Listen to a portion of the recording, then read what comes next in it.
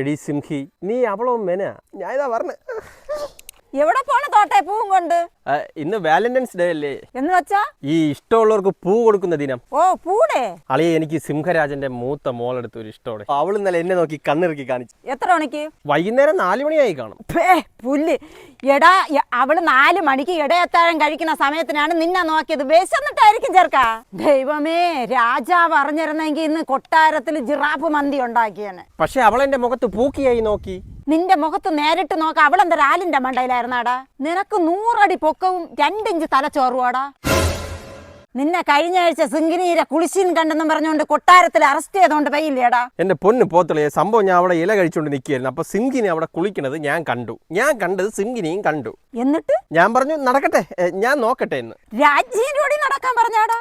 ഞാൻ ഉദ്ദേശിച്ചത് കുളി നടക്കട്ടെ, ഞാൻ ഇല നോക്കട്ടെ എന്നാ. ശിക്ഷ എന്തായിരുന്നു? രാജ്ഞിയുടെ തലയിലെ ഈര് കൊന്നു കൊടുക്കണം. ഞാൻ നോക്കിയപ്പോൾ 1 ലോഡ് പുറ്റി ഈര്. 5 മിനിറ്റ് കൊണ്ട് ഞാൻ എല്ലാത്തിനെയും കൊന്നു കൊടുത്ത്. അപ്പോഴും മോള് മൂക്കിനകത്ത് നാക്കിട്ട് എന്നെ നോക്കിയായിരുന്നു. എടാ, അപ്പ മോളെ തലയിലും ഈര് ആണോ? ഷുഗർ.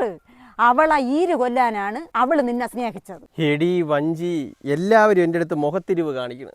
ഒരു പരിധിയിലൂടെ ഇങ്ങനെ നിൽക്കാൻ ഇവിടെയൊക്കെ തരിക്കും. അതാണ് ഇങ്ങനെ തിരിയണത്. എന്നാ പിന്നെ ഞാൻ പോയിട്ട് നമ്മളെ കടുവയിലെ മോളെ ഒന്ന് പ്രപ്പോസ് ചെയ്യട്ടെ. പൂവാട് മുമ്പേ പോട്ടെ. അപ്പോ കടുവ അവന്റെ കാല് വെച്ച് പല്ല് കിണ്ടണത് ഞാൻ കാണും.